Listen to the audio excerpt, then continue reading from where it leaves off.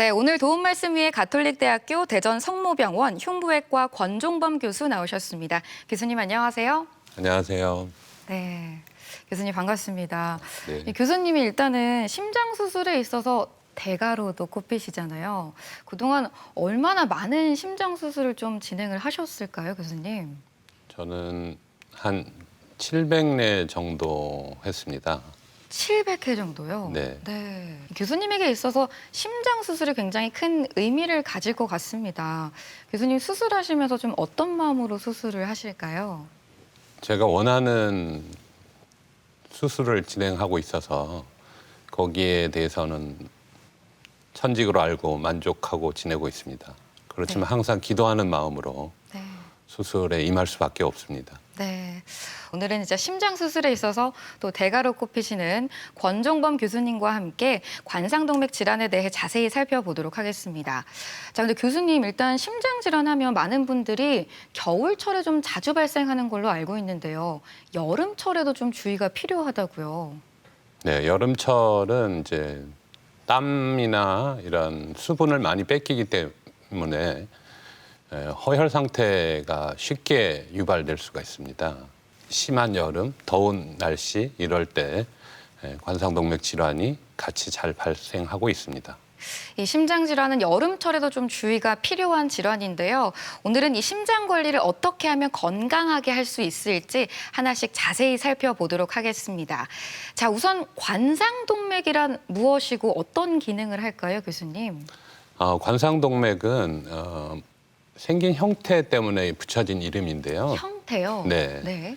마치 임금님의 왕관처럼 생겼다고 해서 관상동맥이라고 하는데 네. 하지만 이 혈관은 아주 가는 혈관이지만 심장 근육에 영양과 산소를 공급하는 작지만 아주 중요한 혈관인 것이죠. 보시면 이제 우측으로 내려가는 관상동맥이 하나 있고 네. 좌측으로는 하나로 나와서 좌회선지, 좌전하행지 이렇게 두 개로 나눠집니다. 네. 그래서 좌측 관상동맥을 하나로 볼 수도 있지만 이렇게 바로 나눠지기 때문에 두 가닥으로 보고 우측 관상동맥 한 가닥 이렇게 해서 작지만 중요한 세 개의 혈관을 갖고 있다고 얘기하고 있습니다. 네.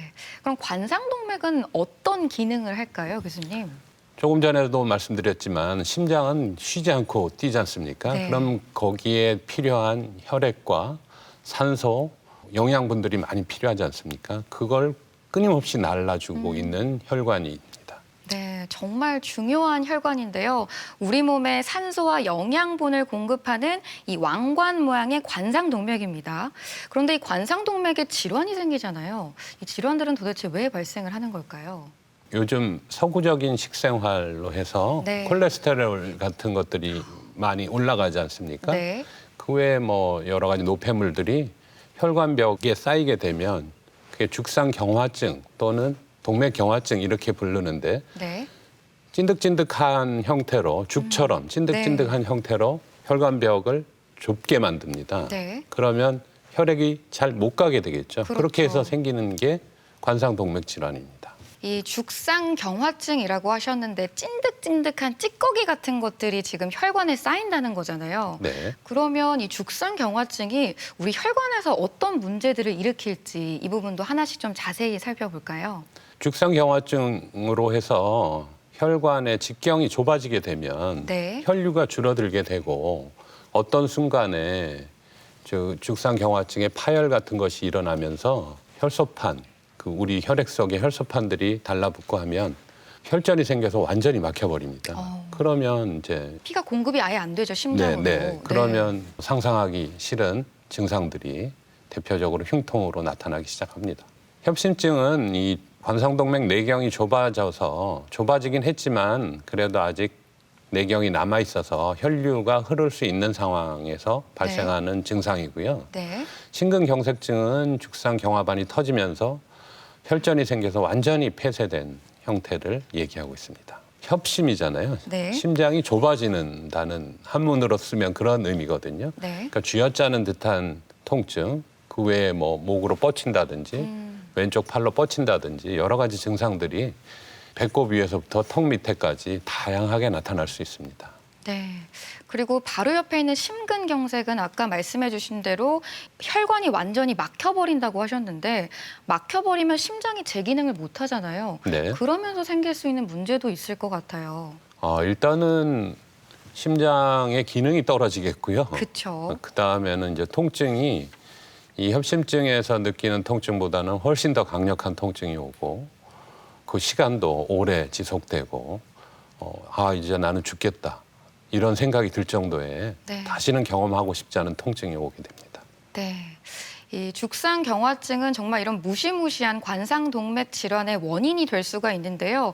자, 그렇다면 정상동맥과 죽상경화증이 있는 동맥의 단면을 좀 보면서 비교하면서 설명을 해주시면 좋을 것 같아요.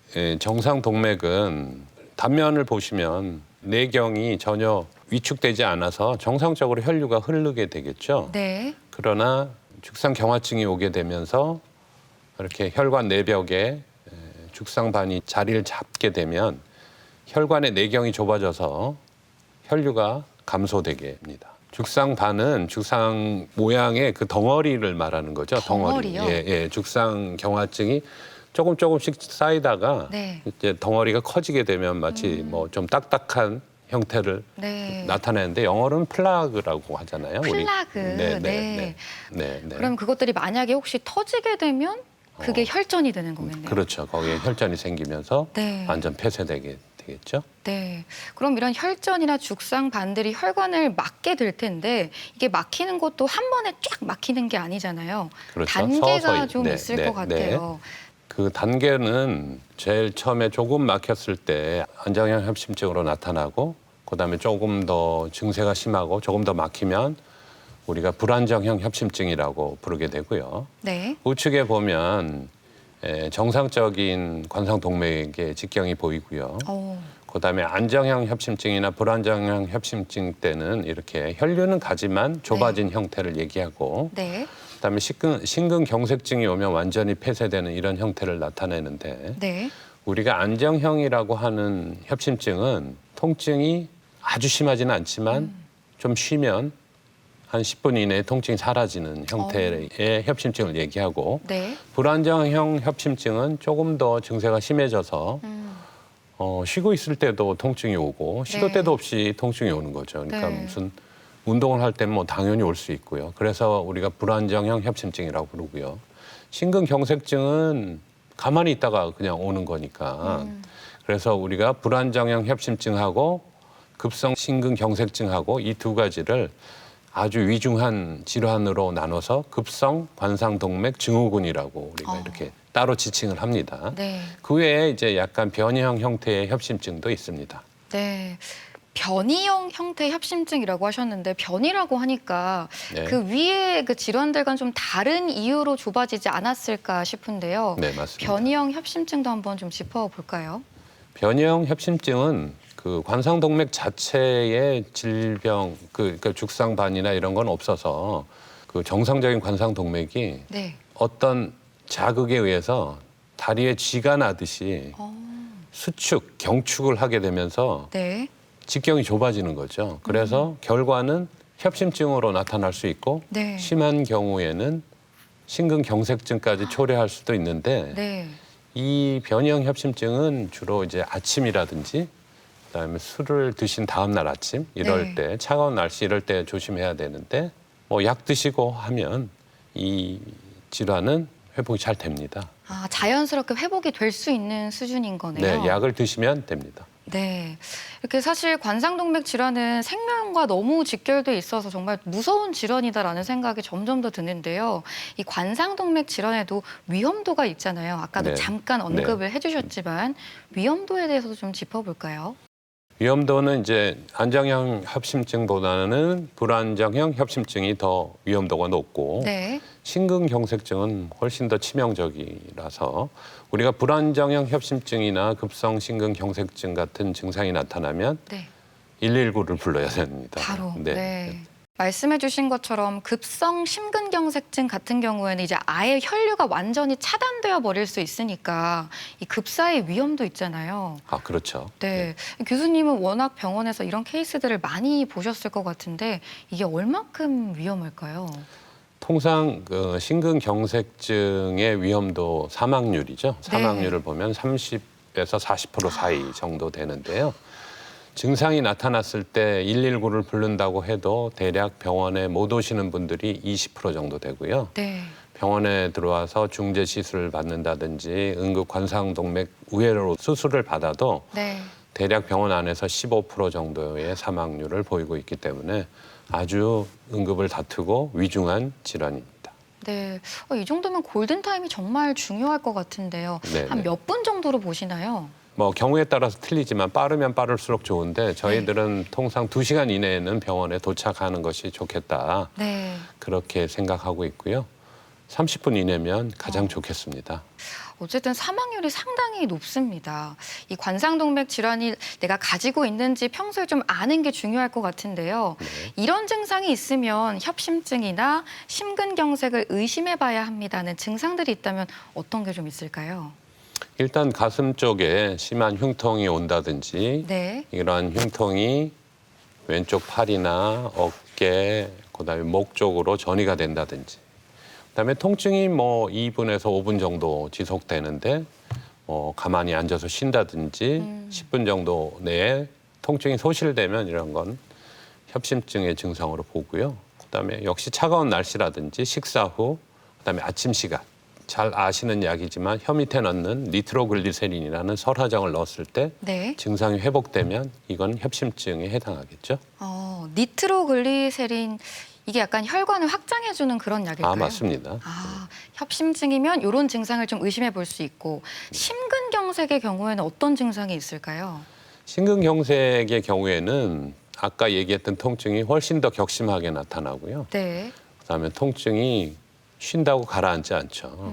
뭐 쉬고 있을 때도 갑자기 통증이 나타날 수 있고 네. 이 통증이 가슴이나 턱으로 방사되고 좌측 어깨 쪽으로 방사되고 숨을 잘 못 쉰다든지 숨이 안 쉬어진다라든지 네. 갑자기 식은땀을 흘린다든지 그다음에 메스꺼워서 토한다든지 이런 네. 증상들이 나타나죠. 네.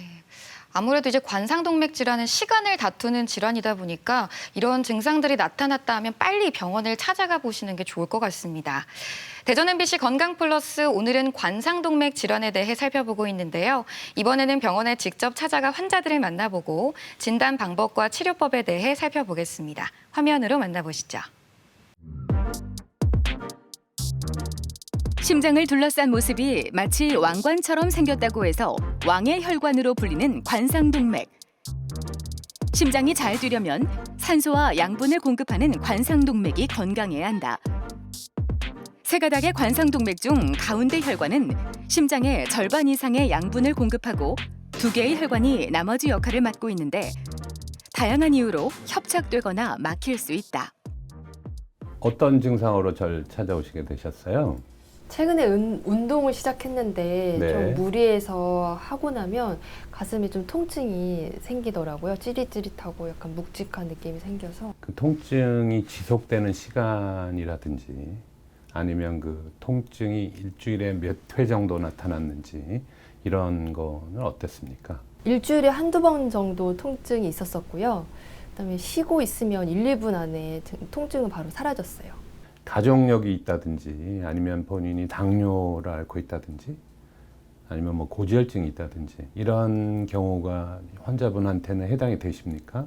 아버지께서 심근경색 있으셔가지고 시술 받으셨고요. 저는 고지혈증 약 먹고 있습니다. 관상동맥 질환은 심장 혈관이 막혀 혈액이 원활하게 공급되지 못할 때 발생한다. 고령이나 고혈압, 고지혈증, 또 과도한 스트레스와 비만 등이 원인이 될 수 있다. 특히 높은 혈압은 혈관에 쉽게 손상을 줄 수 있어 주의가 필요하다. 이 환자분은 가족력이 있고 고지혈증이 있으시기 때문에 협심증이나 심장 혈관 질환을 의심해 볼 가능성이 높습니다. 그러므로 해서 이 환자는 심장 초음파를 해본다든지 아니면 심혈관 촬영을 한다든지 요즘 많이 하는 심혈관 CT를 촬영해서 질환이 있는 유무를 확인하는 것이 중요할 것 같습니다. 운동을 하거나 정신적으로 스트레스를 받을 때 가슴 중앙부에 심한 흉통이 나타난다면 관상동맥 질환을 의심해야 한다.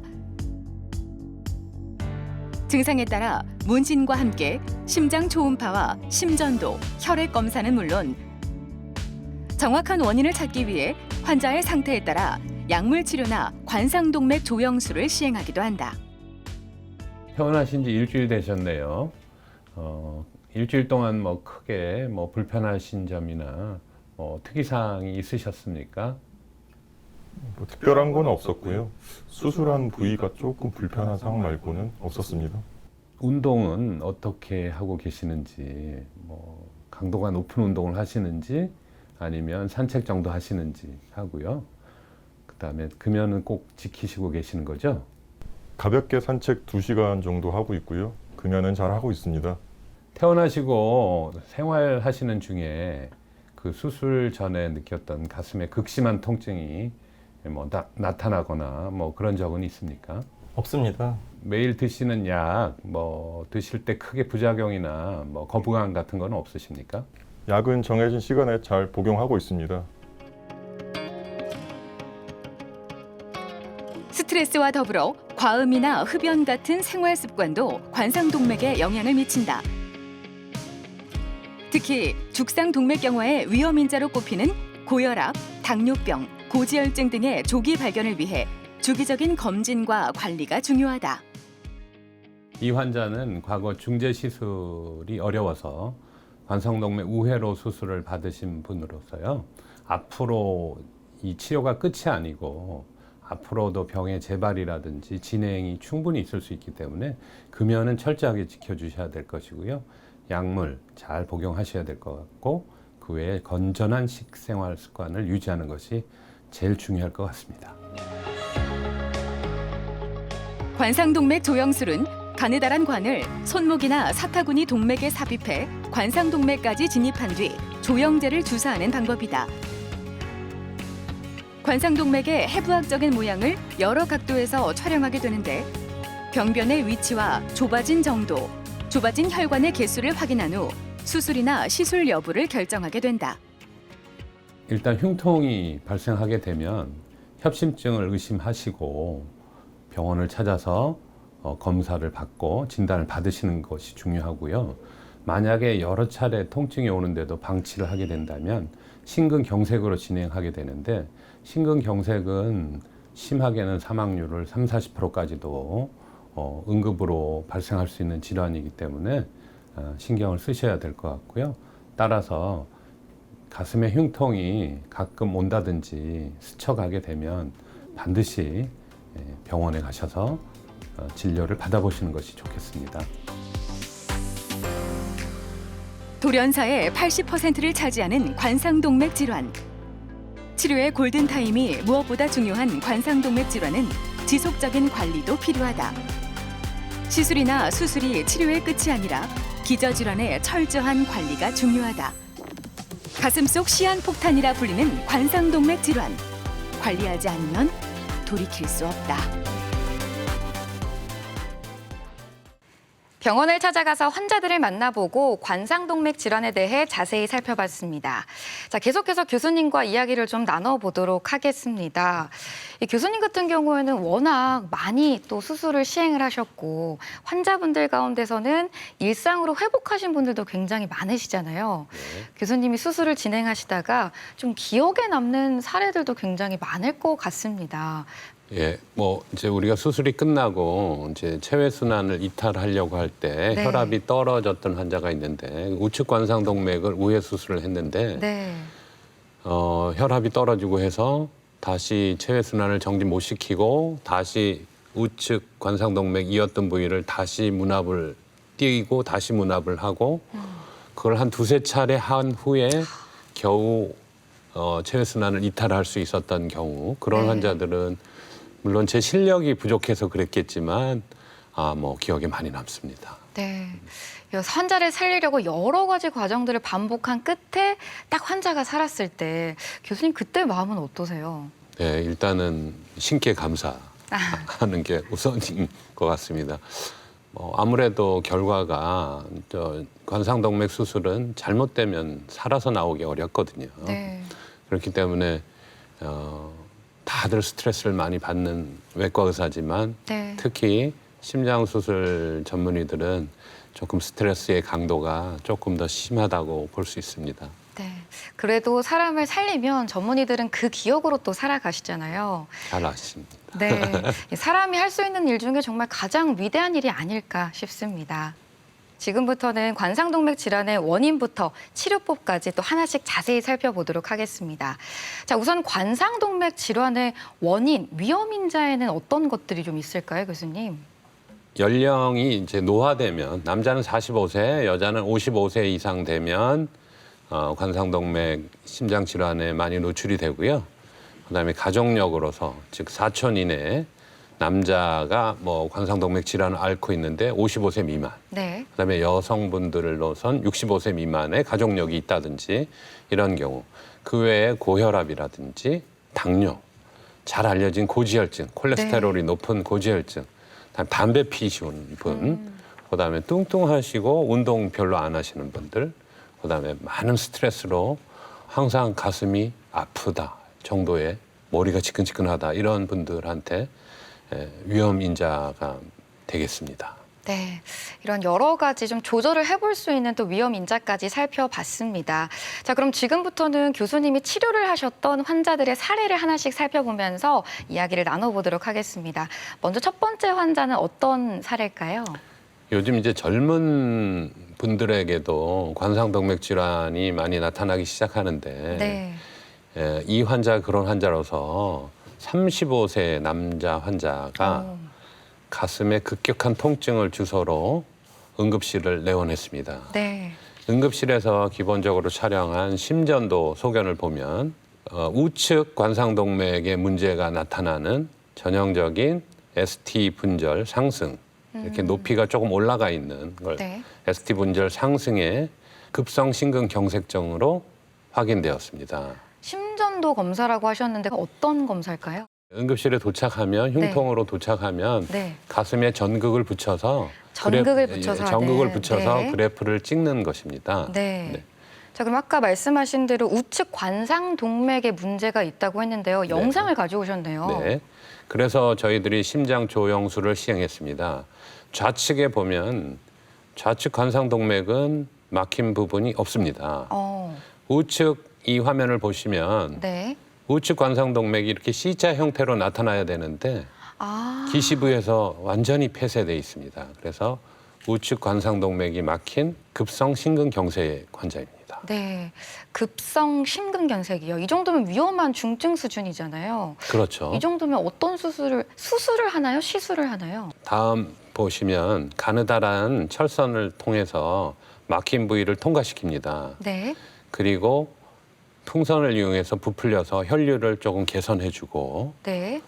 심장 조영제를 이용해서 조영술을 해보고 좁은 부분의 원인이 어디였는지 확인하고 그 부분에 스텐트를 집어넣습니다. 네. 스텐트를 집어넣어서 성공적으로 혈관을 재관류시켜서 이 환자는 약을 사용하면서 재협착의 예방을 하고 퇴원해서 외래로 건강하게 다니고 있습니다.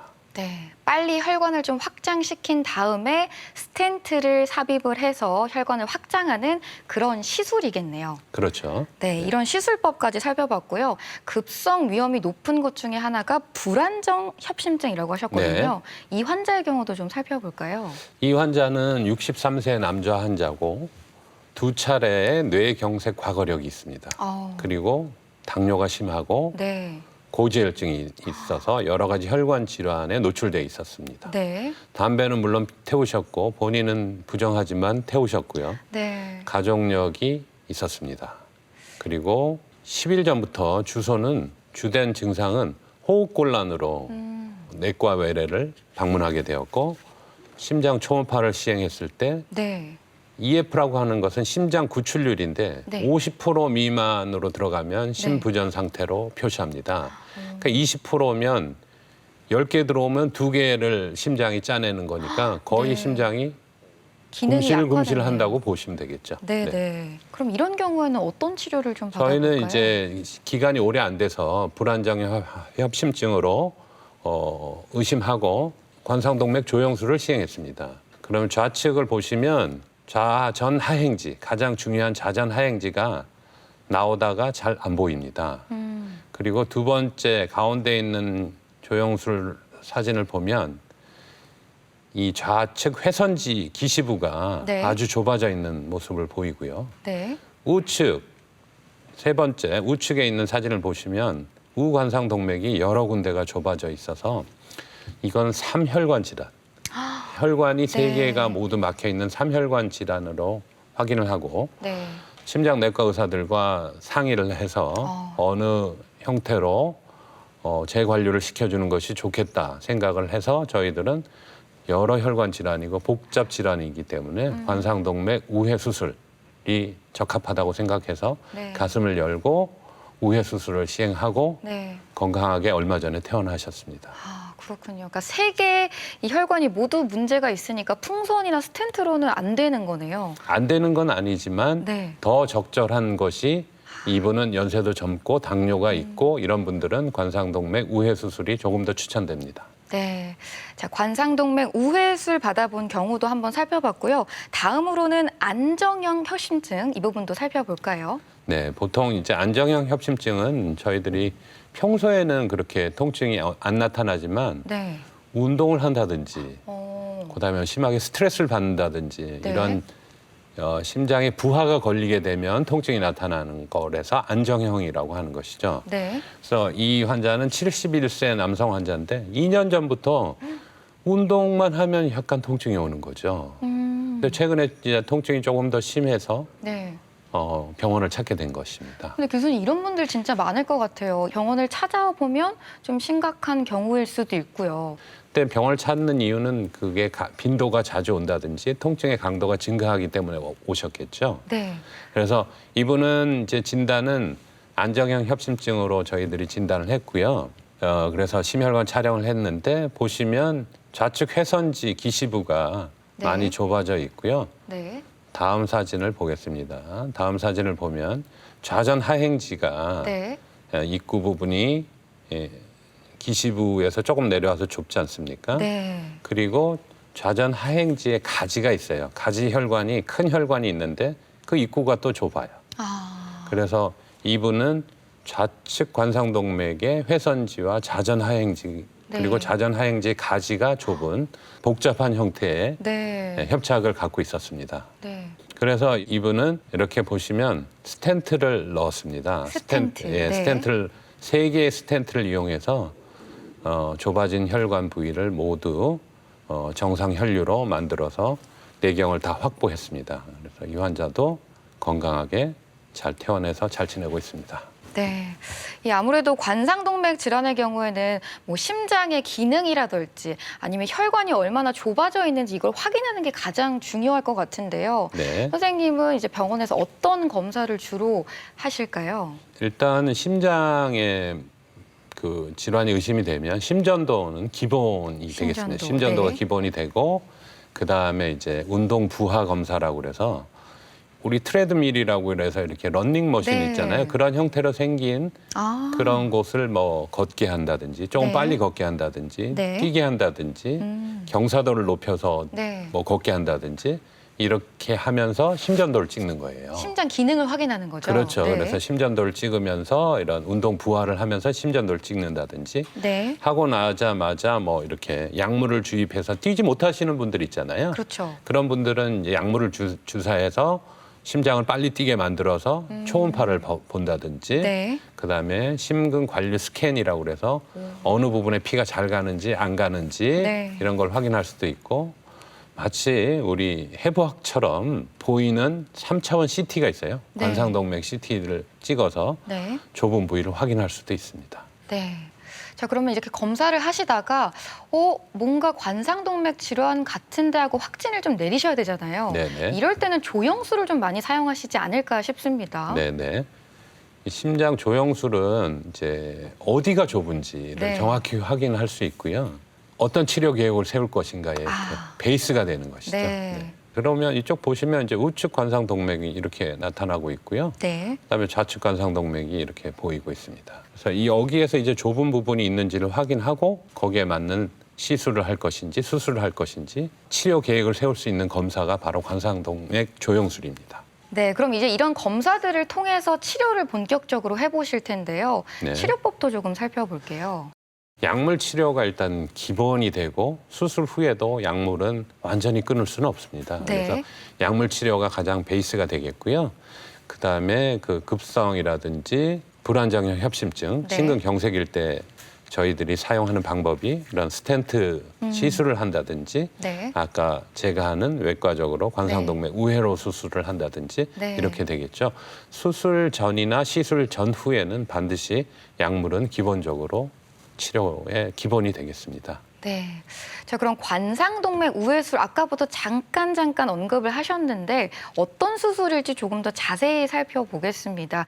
이 관상동맥 수술의 모식도인데요. 좌측 쇄골화 동맥의 가지입니다. 이 가지 혈관을 띄어서 네. 좌측 전하행지, 좌전하행지 네.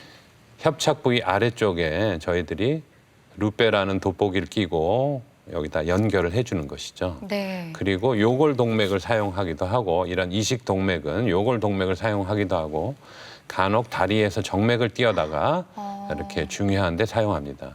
물론 이 정맥들도 다 역할은 있지만 없어도 크게 문제가 되지 않는 혈관들을 저희들이 채취해서 아주 중요한 엔진에다 갖다 붙여주는 거죠.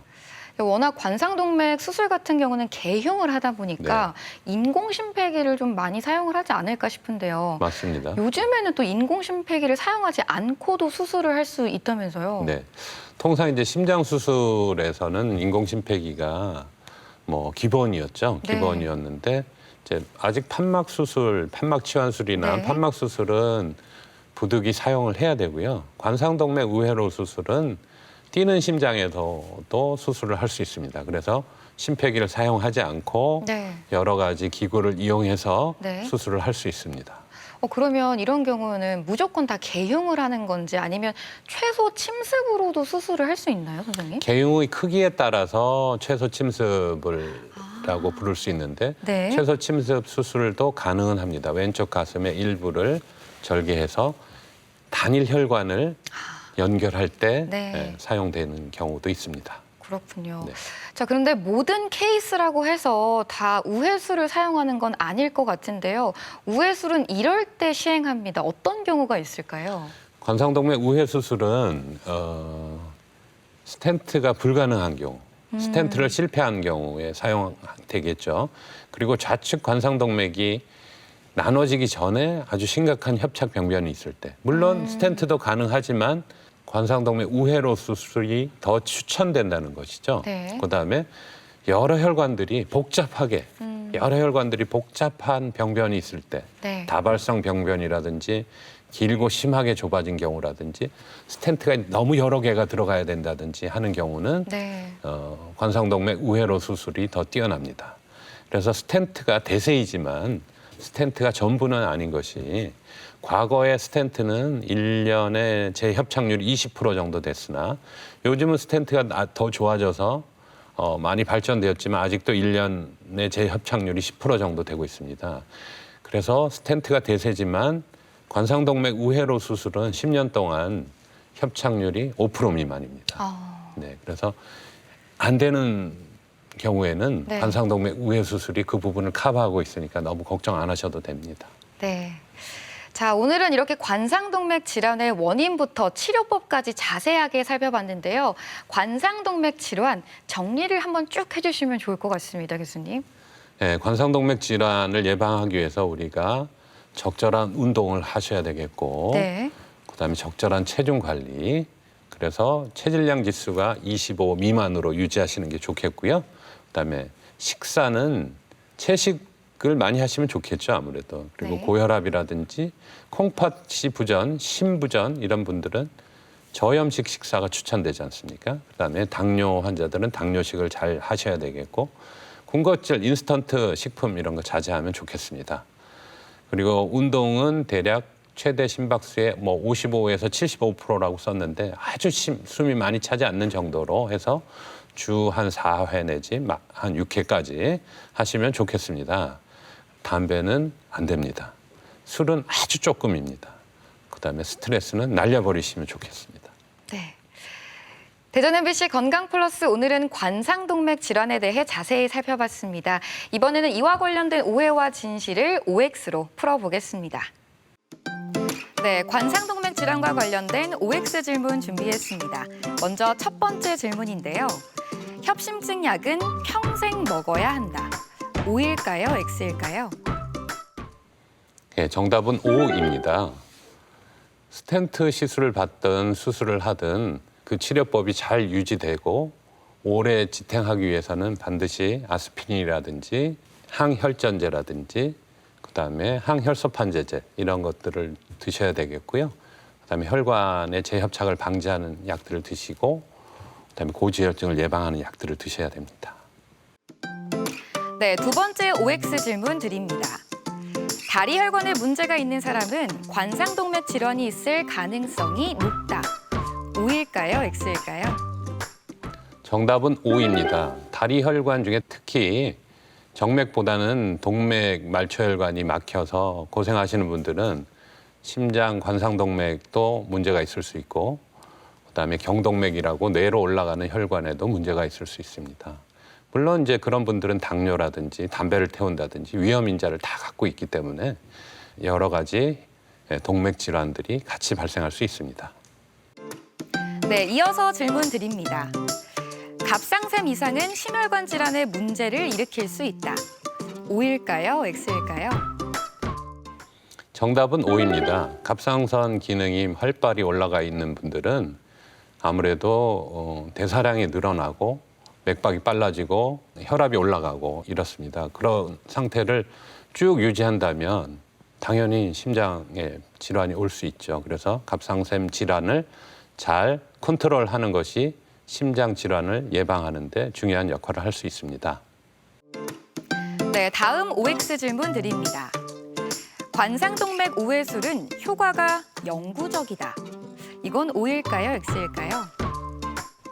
이것은 세모 정도로 답하겠습니다. 물론 이제 관상동맥 우회 수술을 하면 오래 폐쇄되지 않고 잘 가지만 결국 10년 지나면 일부는 폐쇄로 다시 막히게 되고 그다음에 약물들을 잘 사용하고 자기가 건강 관리를 잘 하셔야지 관상동맥 우회 수술이나 스텐트를 시술한 후에도 앞뒤로 좁아지게 되면 아무 의미가 없어지게 됩니다. 네, 마지막 OX 질문 드립니다. 아스피린은 심혈관 질환 예방에 도움이 된다. O일까요? X일까요?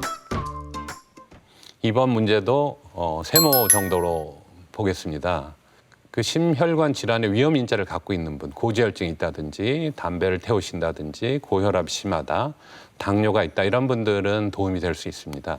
하지만 그런 위험 인자가 없으신 분들은 구태 아스피린을 드셔서 큰 이득이 없다고 알려져 있습니다. 네, 이렇게 관상동맥 질환과 관련된 오해와 진실을 OX로 풀어봤고요. 계속해서 시청자 여러분의 궁금증 풀어보겠습니다. 네, 첫 번째 궁금증은 관상동맥 우회술과 관련된 질문입니다. 60대 남성입니다. 최근 들어 운동할 때마다 가슴에 심한 압박감을 느낍니다. 병원 검사 결과 관상동맥이 좁아지는 협심증 진단을 받았습니다. 관상동맥 우회술이 효과적이라고 하는데 관상동맥 우회술 치료 후 주의사항이 있을까요? 하고 물어오셨네요. 어떤 게 있을까요, 교수님? 수술 후에 가슴 뼈가 붙는 시간이 한 2달 정도 걸립니다. 그러니까 그때까지는 이제 과격한 운동이나 무거운 짐을 든다든지 이런 행동만 자제해 주시면 되겠고요. 그다음에 금연하셔야 되겠고, 그다음에 적절한 식생활, 그다음에 알맞은 운동, 이 정도 되지 않겠습니까? 네, 다음 질문은 기저질환을 갖고 계신 분의 궁금증입니다. 고지혈증 진단을 받았습니다. 동맥경화의 위험성이 있다고 하는데 혹시 고지혈증 약을 꾸준히 복용하면 위험성이 줄어들까요? 심장 검사도 정기 검진이 필요할까요? 하고 물어오셨네요. 어떨까요, 교수님? 네, 연세가 어떻게 되는지 모르겠고요. 고지혈증을 진단을 받으시면 약을 드시면 우리가 충분히 고지혈증을 해결할 수 있습니다. 그냥 음식과 운동, 다이어트로 해보겠다 이러시는 분들도 많이 있는데 그렇게 해서 줄일 수 있는 콜레스테롤의 양이 얼마 되지 않습니다. 담당 의사와 만나서 상의를 하시고 약을 추천받고 약을 드시면 크게 부작용이 별로 없거든요. 정기적인 건강검진에서 심장 검사를 같이 받으시면 되는 것이죠. 네. 자, 끝으로 관상동맥 질환에 대해서 꼭 기억해야 할 점 핵심을 한마디로 요약을 해볼 텐데요. 관상동맥 질환은 네모다. 이 네모원을 좀 채워주신다면요. 녹슬은 수도관이다. 빨리 청소를 해줘야 되겠죠. 말씀하신 대로 녹슬은 혈관을 청소하는 게 가장 중요하다고 하셨잖아요. 혈관 건강이 제일 중요한 것 같습니다. 대전 MBC 건강플러스 오늘은 관상동맥 질환에 대해 자세히 살펴봤습니다. 지금까지 도움 말씀의 흉부외과 권종범 교수였습니다. 오늘 말씀 고맙습니다. 감사합니다.